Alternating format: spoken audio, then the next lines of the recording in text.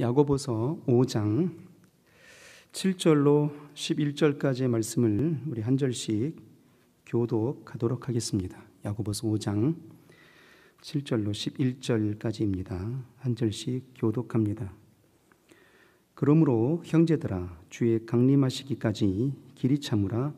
보라, 농부가 땅에서 나는 귀한 열매를 바라고 길이 참아 이른 비와 늦은 비를 기다리나니 너희도 길이 참고 마음을 굳게 하라. 주의 강림이 가까우니라. 형제들아, 서로 원망하지 말라. 그리하여야 심판을 면하리라. 보라, 심판자가 문 밖에서 계시니라. 형제들아, 주의 이름으로 말한 선지자들로 고난과 오래 참음의 본을 삼으라. 다 같이 보라, 인내하는 자를 우리가 복되다 하나니 너희가 욥의 인내를 들었고 주께서 주신 결말을 보았거니와 주는 가장 자비하시고 긍휼히 여기시는 자신이라. 아멘. 오늘은 믿음에 관한 내용들 중에 그 믿음의 중심의 세계를 이루는 인내에 관한 내용을 살펴보고자 합니다. 그래서 제목도 믿음, 인내가 필요합니다 라는 제목으로 말씀을 좀 나누고자 합니다.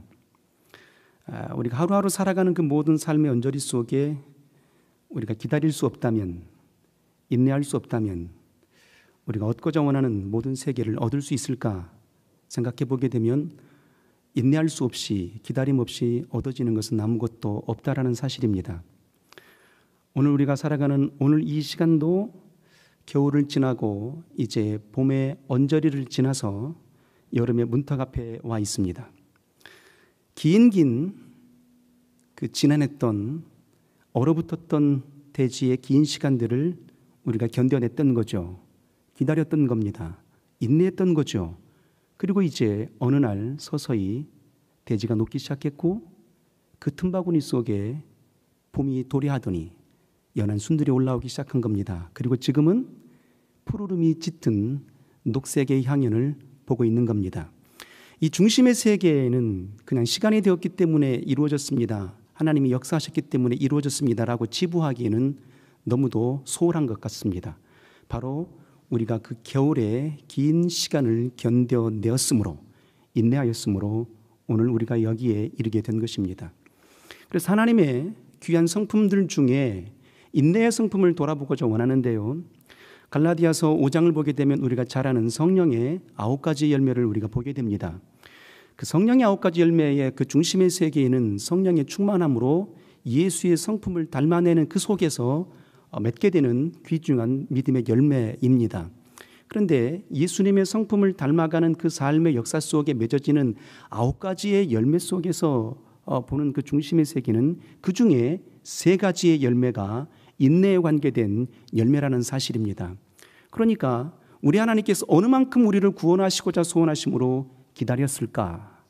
어느 만큼 우리의 영혼들을 주의 생명의 빛으로 인도하고자 원하심으로 오래 참으셨을까 하는 것을 엿볼 수 있게 되는 대목이기도 합니다. 자, 그렇다면 그 9가지 열매 중에 바로 인내로서 맺어지게 되는 그 역사, 기다림의 세계, 인내로 인하여서 맺게 되는 그 열매가 3분의 1에 해당되는 3가지 열매인데요, 그 중에 잘 아시는 4번째 열매가 무엇입니까? 인내의 열매입니다. 인내라고 말씀하셨습니다. 성령으로 말미암아서 사랑과 희락과 화평과 그리고 인내라고 말씀하셨죠. 그 인내의 중심의 세계는 우리가 직관적으로 느끼는 겁니다. 오래 참음이죠. 견뎌냄인 것입니다. 인내하고 버텨내는 역사의 세계를 말씀하시는 겁니다. 그 주 예수 그리스도의 성품이 무엇이었을까 하는 것인데, 바로 우리 주님은 우리의 영혼을 구원코자 소원하심으로 끝까지 오래 참으시는 분이십니다. 끝까지 인내하시는 거죠. 그래서 주님은 우리에게도 말씀하시는 겁니다. 너희도 인내의 열매를 맺으라고 성령의 9가지 열매 중에 4번째 해당되는 열매를 우리에게 허락하여 주신 것입니다. 그리고 이제 바로 이어서 5번째 나오는 열매가 무엇입니까? 자비와입니다. 자비의 열매인데요, 자비 말 그대로 고통을 함께 나누는 지극한 사랑의 역사입니다. 그런데 고통을 나누는 그 지극한 사랑의 열매가 왜 인내 속에서 일어났을까 하는 것인데, 그 자비라는 그의 단어의 의미의 출발은 바로 오래 묵은 포도주를 나눠준다라는 것에서 나온 것입니다. 포도주가 어떤 포도주가 가장 좋은 포도주이겠습니까? 포도주는 오래 묵을수록 좋은 거잖아요. 그러니까 오래도록 인내하고 오래도록 기다릴 때 포도주가 가장 맛이 좋은, 가장 상품의 포도주가 되는 겁니다. 바로 자비라고 말하는 것은 가장 오래 묵은 포도주를 내어주는 것이라는 거예요. 그러니까 결국은 가장 좋은 것으로 나눠줌의 세계가 바로 자비의 세계인 것입니다. 단 한순간만 섬겨드리고 마는 것, 단 한순간만 고통을 같이 나눠주고 마는 것이 아니라 오래도록 끝까지 상대방의 아픔을 같이 나눠주는 진실된 사랑의 역사, 참 고결한 사랑의 역사, 그 중심의 세계가 바로 인내로부터 출발했다라는 사실인 겁니다. 그리고 이제 9번째 열매가 무엇입니까? 절제지 않았겠습니까? 그 절제의 세계가 뭐겠습니까? 절제라는 그의 열매의 중심의 세계도 욕망을 극복해내는 세계잖아요. 바로 욕망을 극복해내는 모든 세계, 바로 육체의 정욕의 세계를 극복해내는 중심의 세계가 바로 절제입니다. 절제도 결국은 어디에서 출발하는 것이겠습니까? 서면 앉고 싶고, 앉으면 눕고 싶고, 누우면 자고 싶은 게 인간의 욕망이요, 인간의 정욕입니다. 이 정욕의 상실대로 그냥 내동댕이 쳐버리게 된다면 인생의 모습이 결코 하나님이 원하시는 믿음의 삶의 역사를 이룰 수가 없게 되는 거죠. 그 가운데 우리가 바로 절제라는 것을 통해서 이 욕망을 짓누르게 되는 것입니다. 인내하게 되는 거죠. 오래 참게 되는 것입니다. 결국 절제, 그리고 자비, 그리고 인내, 성령의 9가지 열매 중에 3가지가 3분의 1에 해당되는 것이 바로 신앙의 중심의 세계 속에 오래 참으라 하시는 인내의 세계를 담고 있다는 것입니다. 그러므로 결코 우리의 믿음의 중심의 세계 속에 인내를 빼놓고서는 우리의 믿음을 논할 수 없는 것입니다. 이미 우리가 예수 그리스도를 의지함으로 구원함을 입었습니다. 그런데 우리가 구원의 완성을 이룬 게 아니잖아요. 어찌해야 될까요? 인내함으로 주님 오시는 그날까지 우리가 넉넉하게 기다릴 수 있는 존재가 되어야 되는 것입니다. 주님 우리를 부르시는 그날까지 이 믿음을 지켜내야 되는 겁니다. 그러므로 믿음의 완성은 인내로 이루어진다는 사실을 기억하시기를 주 이름으로 소원합니다. 주님의 성품, 그 인내에 오래도록 그 닮아가는 성품을 닮아가신 그 믿음의 선진들을 볼 때 가장 그의 인내를 닮아간 그의 선진을 한번 찾아 곱씹어 보게 된다면 노아라는 인물을 빼놓을 수가 없습니다. 창세기 6장을 보니까 하나님께서 세상의 죄악의 관영함을 보시고 사람이 품는 생각마다 모두가 악함을 보시고 했어요. 그리고 하나님께서 그의 악함의 세계들 속에 다 호흡하는 모든 것들은 지면에서 쓸어버리겠다라는 그 심판의 말씀을 선언하십니다. 그렇지만 노아는 은혜를 입었기에 노아에게 이렇게 말씀하십니다. 너는 잣나무로 방주를 지으라 말씀하셨어요. 그때부터서 이제 노아가 500세 되는 그때부터서 이제 방주를 짓기 시작하게 됩니다. 바로 노아가 하나님께서 말씀하신 대로 내가 방주를 지으라고 명하신 그 순간부터서 노아의 삶이 어떤 삶으로 이제 바뀌어지게 되는 것입니까? 기다림의, 인내의 신앙으로 바뀌어지게 되는 것입니다. 노아가 어느 만큼의 시간을 걸쳐서 방주를 지었는지는 명확하게 알 수가 없습니다. 그렇지만 노아가 세 자녀가 있는데 셈과 함과 야벳이 있습니다. 셈을 낳은 나이가 500살입니다. 그리고 성경에 기록한 내용을 보니까 셈과 함과 야벳을 다 낳고 난 이후에 하나님이 말씀하셨어요. 심판하시겠다라고, 그리고 방주를 지으라고 말씀하셨습니다.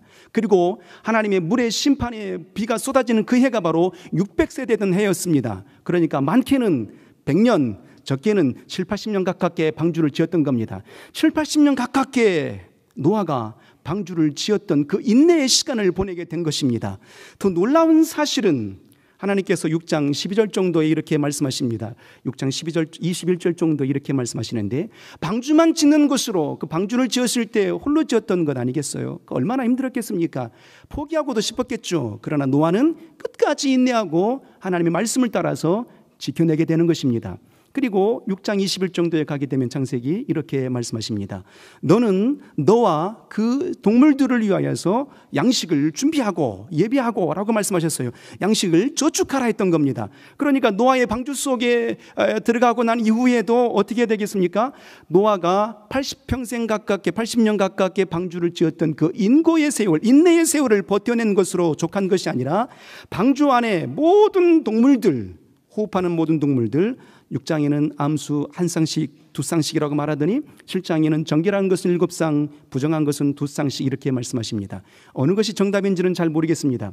하지만 하나님께서 말씀하신 대로 그 모든 동물들을 다 방주 안에 들여보내게 되었습니다. 자, 이때 우리가 한 번 더 깊게 봐야 될 고민의 순간들이 나오게 되는데요. 우리가 구원받았다 하게 되면 모든 것이 시온의 복 있는 대로로 펼쳐질 것처럼 그렇게 여긴다 이 말입니다. 그렇지만 성경은 결코 그렇지 않습니다. 그 인내의 시간들이, 구원을 받고 난 이후에 그의 기다림의 시간들이 결코 순적한 발걸음이 아닌 것을 성경은 아주 명확하게 꼬집고 있는 것이거든요. 하나님께서 노아에게 구원함을 입게 하시고자 원하심으로 방주를 짓게 하셨고, 호흡하는 모든 동물들도 다 방주 안에 들어오게 하셨습니다. 그런데 그 방주 안에서 있었던 시간들이 얼마나 오래도록 있었을까 하는 것입니다. 방주를 짓는 시간도 7, 80년. 그것도 대단한 기다림이었는데, 방주 안에 들어가고 나면 그것이 순족한 삶일 줄 알았는데 말이죠, 방주 안에 들어가고 나서는 더 심각한 일들이 일어나게 되는 겁니다. 성경에 기록되지는 않았지만 상상해 보건대 그 동물들, 방주 안에 들어있는 그 수많은 동물들 누가 먹여줬을까요? 양식을 준비한 것도 노아였습니다. 그리고 양식을 나눠주는 이가 누구였을까요? 동물들이 알아서 먹은 게 아니잖아요. 바로 노아와 그의 가족들이 음식을 나눠줬겠죠. 그럼 먹었으면 어떻게 될까요? 배설물이 나오지 않았겠습니까? 그러면 그 구원의 방주, 우리가 생각했을 때에는 그 구원의 방주 속에서 인내의 시간들을 기다릴 때 행복했겠지. 다른 모든 대지는 다 망했지만 이곳에서는 하나님의 구원의 손길이 펼쳐졌으니까 행복한 시간이었겠지 라고 우리는 그렇게 상상했겠지만 결국 그렇지 않았던 것입니다. 냄새 얼마나 지독했을까요? 우리 시골에 다녀보시면 알잖아요. 돼지 농장이나 소 농장이 있으면요, 4km 밖에서도 냄새가 납니다. 그런데 그 방주 안에서 축구장보다 더 큰 방주였다 하더라도 말이죠, 그 방주 안에서 그 수많은 배설물들, 동물들이 내뱉는 그 배설물들, 그것을 다 치워내는 일들, 먹여주는 일들 누가 있을까요? 노아가 했던 겁니다. 그의 식구들이 했던 겁니다. 바로 그 기다림의 시간들 속에, 인내의 시간들 속에 해냈던 거예요. 우리 같았으면 오늘날의 시대적인 관점으로 바라보게 되면 미치지 않고는 견딜 수 없는 시간들이었을 겁니다. 그런데 그가 버텨냅니다. 방주 안에서의 시간들이 말이죠, 어느 만큼의 시간이냐면 40일이 아닙니다. 한 달이 아닙니다. 1년하고도 17일입니다. 382일 동안 방주 안에 들어있었던 거예요. 그러니까 1년 넘게 노아가 방주에 들어가고 난 이후에 7일 후에 비가 내리기 시작합니다. 그리고 난 이후에 이제 40일 동안 비가 내립니다. 47일이 흘렀습니다. 그리고 11개월을 더 지나가야 됩니다. 그러니까 1년하고도 17일, 그러니까 382일 동안의 방주 안에서 돼지똥 치워주고 소똥 치워주고 그렇게 있었던 겁니다. 그런데 그가 견뎌낼 수 있었던 그 놀라운 역사의 중심의 세계를 발견하는 장면이 나오게 되는데요. 어떻게 견뎌낼 수 있었을까? 어떻게 인내할 수 있었을까? 라는 그 중심의 세계를 발견하는 구절을 보게 됩니다. 창세기 6장에 하나님께서 이렇게 말씀하십니다. 너는 방주를 짓되 창은 위로 내고였어요. 창문은 옆으로 내야 되는 게 정상이잖아요. 그런데 창은 위로 내라고 했던 겁니다. 노아는 그 창을 위로 낸 그의 위를 향하여서 중심된 사시는 하나님을 바라보고 그곳에서 예배했던 겁니다. 그 예배의 중심에 방향이 흔들리지 아니하고 끝까지 인내할 수 있었던 겁니다. 그래서 성경은 이렇게 말씀하십니다. 노아가 모든 것을 다 이뤘다, 다 지켰다, 다 해냈다라고 말하고 있다 이 말입니다. 그 모든 기다림의 세계 속에 막연하게 기다림이 아닌 거예요. 우리가 인내한다라고 했으니까 버틴다, 이 정도의 수준이 아닌 것입니다. 그 버팀의 순간들 속에 우리의 삶의 자리를 지켜내야 되는 거죠. 우리에게 맡기신 사명의 자리를 지켜내야 되는 것입니다. 우리에게 주신 신앙의 자리를 지켜내야 되는 것입니다. 이것이 하나님이 우리에게 고대하시는 믿음의 중심의 인내의 세계인 것입니다. 이 놀라운 세계를 바로 노아는 견뎌냈던 거죠. 바로 예수 그리스도의 인내의 성품을 노아를 통해서 발견하게 되는 겁니다. 자, 그런데 여기서 우리가 한 가지 더 곱씹어야 될 것은 왜 하나님은 우리에게 그 시로 응답하지 아니하시고 왜 인내하도록 허락하셨을까라는 거예요. 노아의 장면을 보면 이렇습니다. 노아를 향하여서 너는 방주를 지으라 했는데 그 방주를 짓는 순간부터서 80평생을 인내해야 됐고 다시 방주 안에서 1년 17일을 인내해야 됐습니다. 그 모든 기다림의 시간들은 무엇 때문이었을까요? 하나님이 이렇게 말씀하십니다. 창세기 6장에 너는 너를 위하여 잣나무로 방주를 짓고였습니다. 곧 인내의 중심의 세계는 하나님은 우리 자신을 위하여서 인내하라고 말씀하시는 거였어요. 주님 오시는 그날까지. 그리고 그 모든 동물들을 위하여서 너를 위하여서 양식을 지으라, 양식을 준비하라 할 때 양식을 저축하라 하셨을 그때도 이렇게 말씀하십니다. 너와 동물들을 위하여서 양식을 저축하고였습니다. 그러니까 기다림의 모든 중심의 세계는 하나님이 나 영혼을 살리시고자 원하심인 것이고 우리 공동체를 살려내고자 원하심으로 우리에게 인내의 믿음을 허락하고 계시는 겁니다. 이와 같이 끝까지 우리 삶의 자리 속에서 신앙을 지켜내고 우리에게 주신 사명을 지켜내고 우리에게 주신 말씀을 지켜낼 수 있는 인내의 성도의 삶이 되기를 주 이름으로 축복합니다. 예수 그리스도 오신다라고 선지자들이 2000년 전부터 그렇게 외쳐댔습니다. 그런데 메시아가 오신다고 하는 그 메시아의 기다림이 어느 만큼 기다렸습니까? 2000년의 기다림 속에 주의 영광을 보게 된 것입니다. 예수 그리스도 2000년 전에 드디어 이 땅에 오셨습니다. 그런데 그가 하나님의 아들로 이 땅에 오셨지만 곧바로 공생의 사역을 시작한 게 아닙니다. 30년을 기다리셨죠. 이스라엘 백성들이 광야로 나왔습니다. 일주일이면 가나안 땅으로 걸어갈 수 있는 그 땅을 40년 동안 기다리게 하신 것입니다. 기다림의 세계 속에 우리의 신앙의 인격이 자라가도록 하나님이 버텨주신 거죠. 견뎌주신 겁니다. 그래서 우리에게 인내를 요구하고 계시는 거예요. 오늘 우리가 야고보서를 보았습니다. 야고보서 우리가 5장 7절로부터서 11절까지 5절을 보았는데요.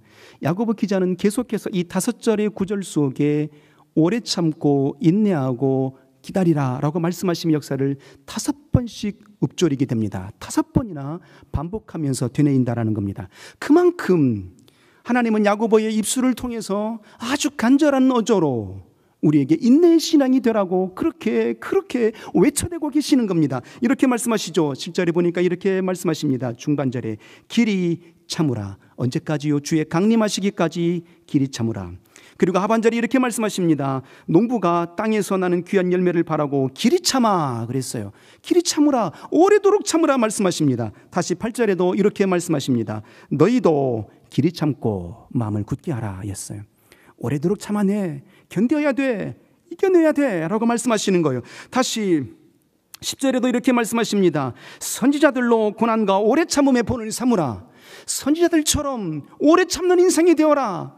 인내하는 믿음의 소유자가 되어라라고 아주 강력한 어조로 말씀하고 계시는 겁니다. 그리고 다시 11절에 또 다시 마지막으로 5번째 이렇게 말씀하십니다. 보라, 인내하는 자를 우리가 복되다 하나니였어요. 인내하는 자가 복되다라고 계속해서 하나님은 길이 참으라, 길이 참아, 길이 참고 오래 참고 그리고 인내하는 자가 되어라 라고 말씀하고 계시는 거예요. 이만큼 5번씩 반복하는 그 구절 속에 우리가 곱씹어야 될 것은 신앙의 역사의 중심의 세계는 우리가 구하여 간구할 때 하나님이 그 시로 응답을 주신 것도 있지만 10중 8구는 이렇게 하나님 말씀의 응답을 주십니다. 바로 그 시로 주시는 응답은 우리의 삶을 되돌아봤을 때 결코 많지 않았습니다. 그리고 그 모든 그 중심의 구함의 간감의 세계 속에 우리가 받은 응답의 세계가 어떤 세계였습니까? 하나님 이렇게 말씀하시는 거죠. 기다려. 이게 주님의 응답이었어요. 웨이트 하시는 겁니다. 그리고 혹여 하나님께서 거절하심도 있었어요. 노라고 대답해 주심도 있었다라는 겁니다. 그러나 그 모든 중심의 세계는 우리가 구하여 간구할 때 하나님이 그 시로 응답을 주시지 아니하시고 기다려, 웨이트 하시는 겁니다. 좀 더 기다려, 때가 되매 천하 범사의 때와 기한이 있나니라고 말씀하셨어요. 나는 내 때에 하나님의 응답이 이루어지길 원하시지만 하나님이 고대하시고 하나님이 기다리시는 그 때가 있는 것입니다. 우리가 감당할 만한 그릇이 되기까지 기다리시는 거죠. 그래서 우리 하나님도 우리에게 말씀하시는 겁니다. 오래 참으라. 이때 막연하게 이 야고보 선지자를 통해서, 야고보 기자를 통해서 막연하게 기다리라 이렇게 말씀하지 아니하시고 우리에게 인내를 닮아갈 수 있는 새 인물들을 보여주십니다. 그리고 이 새 인물들의 인내를 배워가는 존재가 되어라고 우리에게 힌트를 주고 계시는 거죠. 이들처럼 인내하면 너도 이들처럼 응답을 받는다 말씀하시는 겁니다. 자, 우리 성경을 한번 열어서 보도록 하겠습니다. 오늘 본문입니다. 중심의 세 구절을 보게 될 터인데요. 자, 집중해서 한번 보도록 하겠습니다. 야고보서 5장 7절입니다. 먼저 누구의 인내를 배우라고 말씀하셨을까요? 자, 5장 7절을 한번 큰 소리로 다 같이 한번 읽겠습니다. 시작. 그러므로 형제들아 주의 강림하시기까지 길이 참으라. 보라, 농부가 땅에서 나는 귀한 열매를 바라고 길이 참아 이른 비와 늦은 비를 기다리나니. 누구의 인내를 배우라고 말씀하시는 겁니까? 농부의 인내를 배우라 말씀하여 주셨어요. 잘 아시는 것처럼 농부는 말이죠, 씨를 심으면 그 씨로 싹이 나고 그 씨로 꽃이 피고 그 씨로 열매를 맺는다고 아는 이는 아무도 없습니다. 농부는 밭을 기경하고 씨앗을 심게 되면 때가 되면 싹이 나고 때가 되면 꽃이 피고 때가 되면 결실을 한다라는 그 인내의 신앙이 있는 겁니다. 그래서 하나님 말씀하시는 거예요. 농부와 같이 그의 삶의 자리를 지켜 열매를 보는 자가 되어라 말씀하시는 겁니다. 인내하는 자가 되는 거죠. 중국 동부 지역에 가게 되면요, 모소라는 대나무가 있습니다. 모소라는 대나무가 있는데요, 이 대나무는 씨앗을 심어야만 되는 것인데 씨앗이 심겨지게 되면 1년이 지나도 싹이 올라오지 않습니다. 2년, 3년, 4년을 기다려도 겨우 최고로 자라는 게 3cm입니다. 대나무가 말이죠. 그런데 5년째 되는 해에 이 모소라는 대나무는요, 40일 만에 15m가 몇 주 만에, 수주 만에 4주에서 6주 정도의 그 기간 동안에 15m로 쑥 자라게 되는 겁니다. 그러니까 바라보게 될 때 1년을 심은 1년을 기다렸는데 이게 자라지 않아, 싹이 나오질 않아. 2년이 지났는데도 싹이 나오질 않아. 3년이 지났는데도 싹이 나오질 않아. 4년째 되었는데 겨우 3cm야. 아, 이건 포기해야 되겠구나 라고 밭을 뒤엎어버린다면 아무것도 얻을 열매가 없는 것입니다. 그런데 기다렸던 그 5년째 되는 해에 이 모소라는 대나무가 쑥 자라게 되는데 6주 만에 15m 이상으로 자라게 되는 겁니다. 어찌 보면은 우리 모든 신앙인들이 하나님 나라의 모소와 같은 대나무가 아닐까 하는 겁니다. 지금은 우리가 빈약해 보입니다. 겨우 3cm 정도밖에 되지 않는 모습처럼 보일지도 모르겠습니다.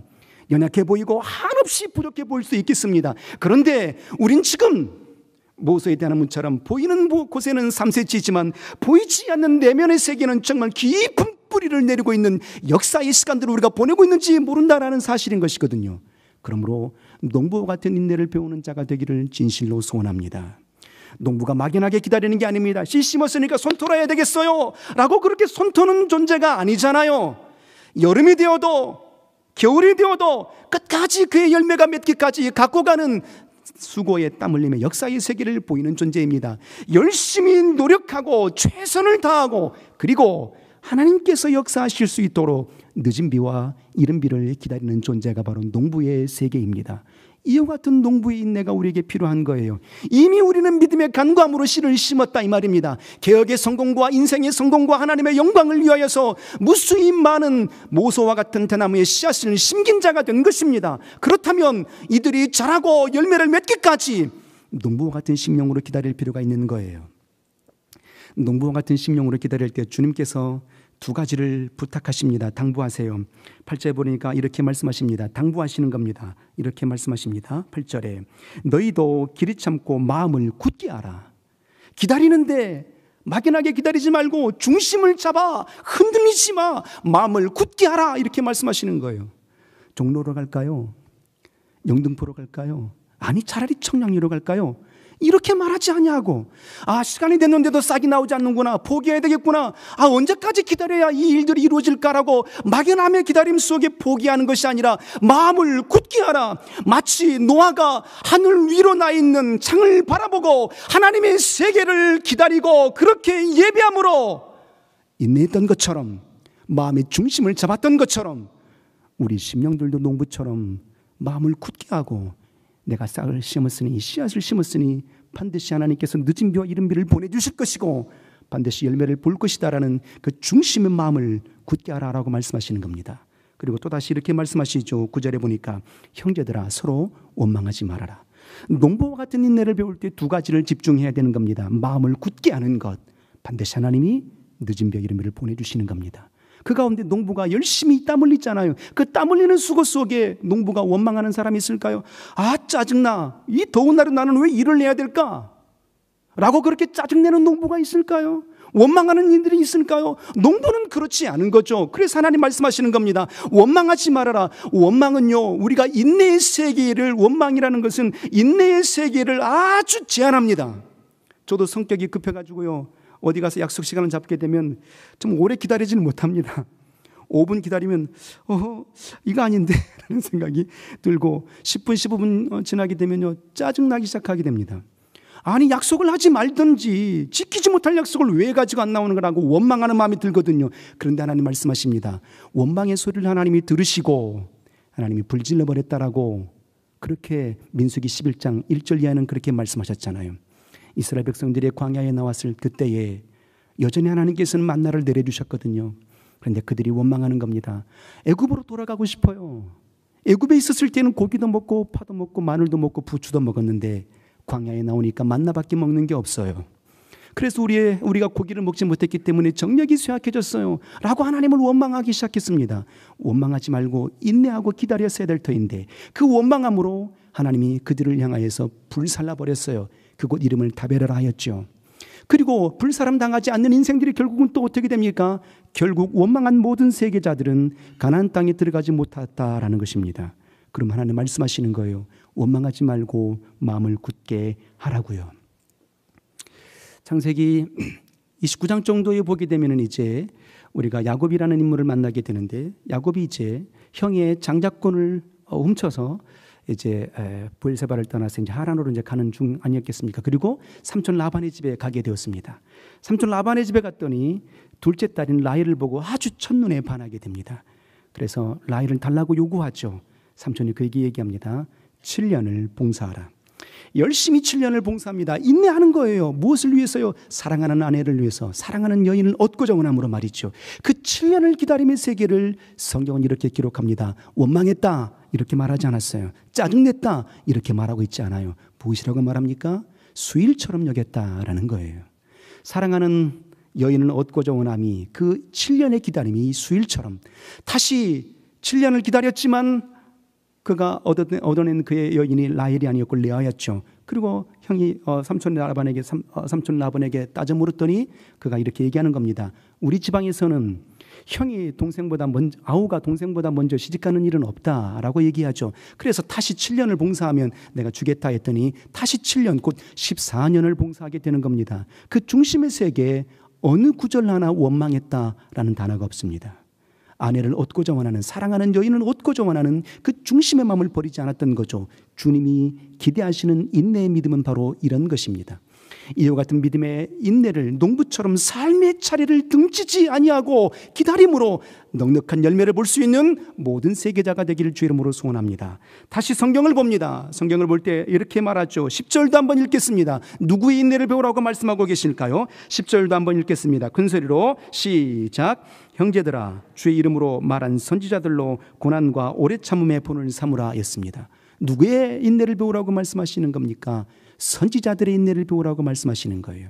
선지자 어떤 자들입니까? 하나님의 말씀을 대언하는 자들이에요. 하나님 보시기에 참 기특한 존재들 아니겠습니까?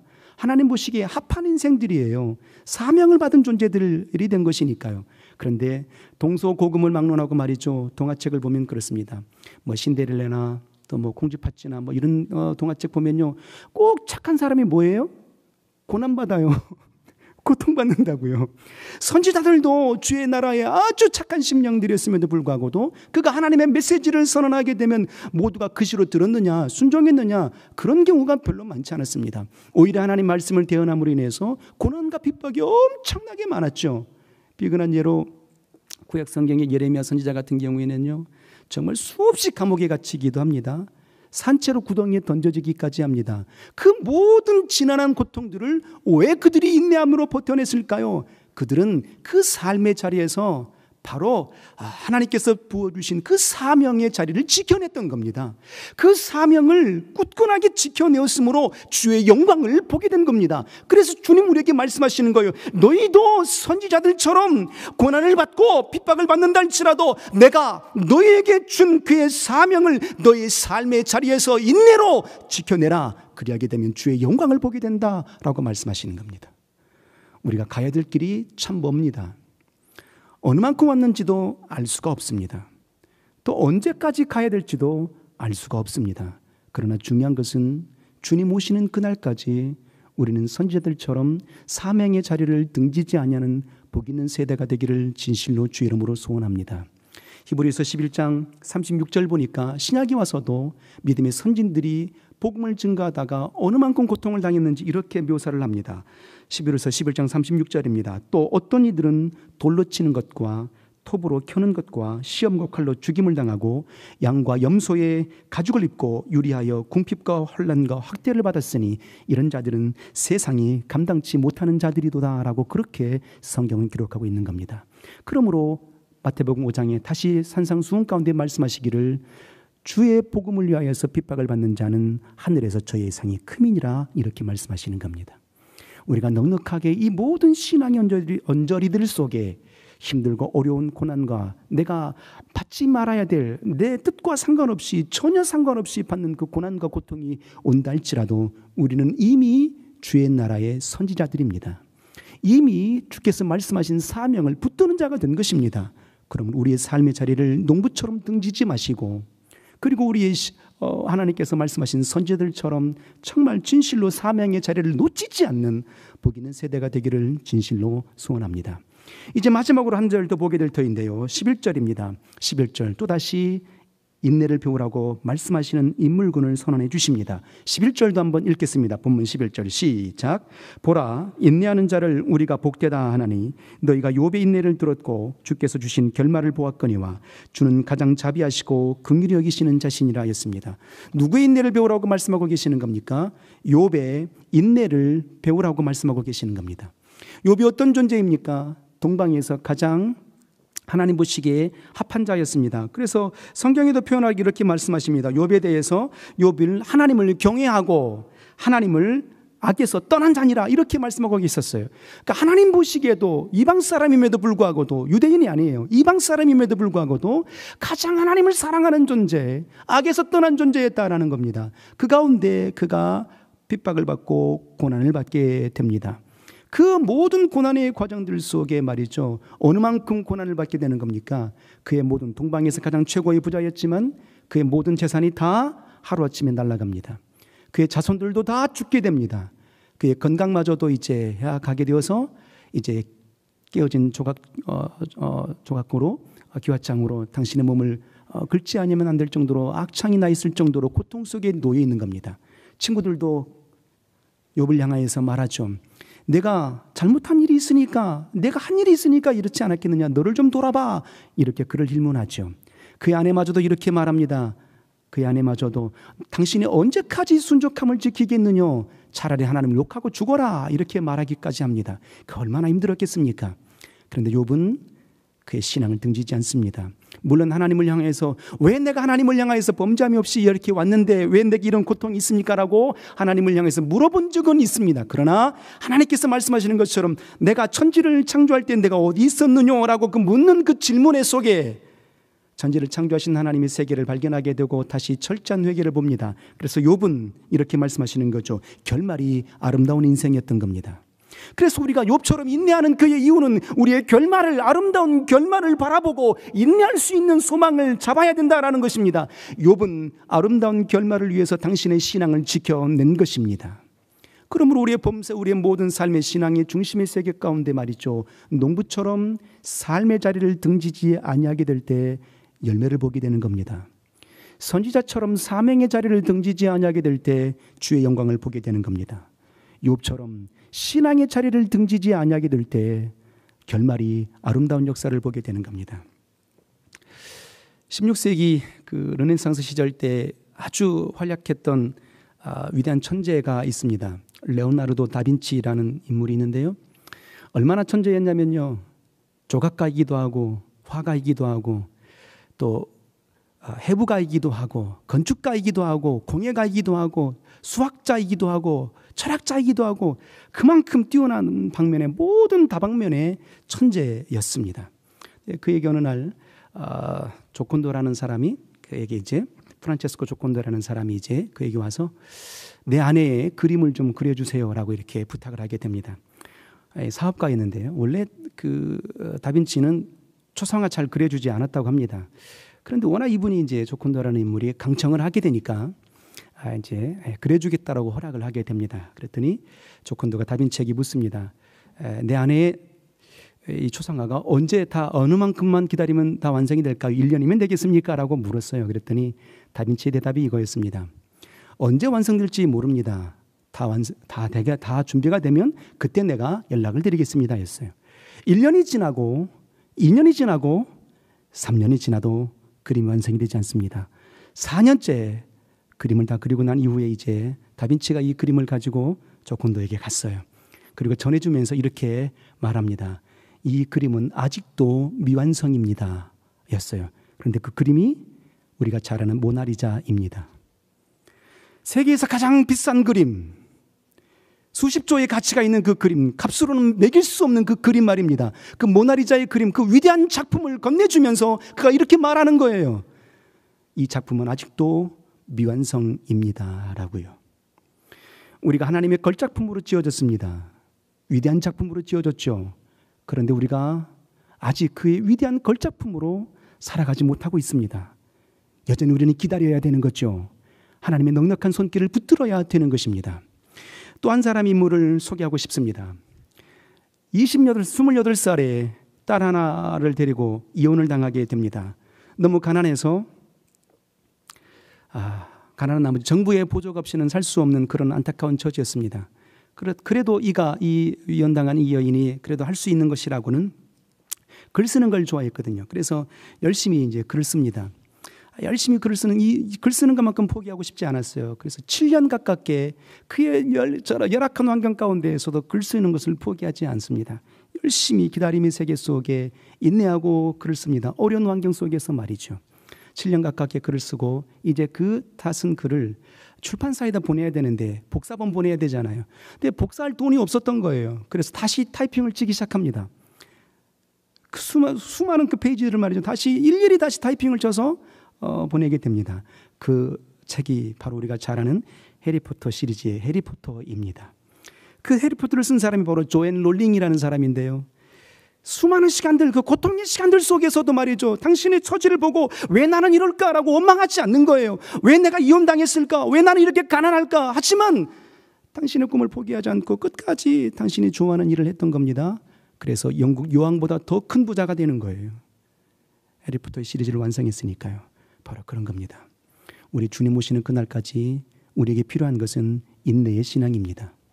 좀 더 참고 좀 더 기다릴 수 있는 역사의 신앙인들이 되기를 주 이름으로 소원합니다. 할렐루야. 우리 찬양하겠습니다.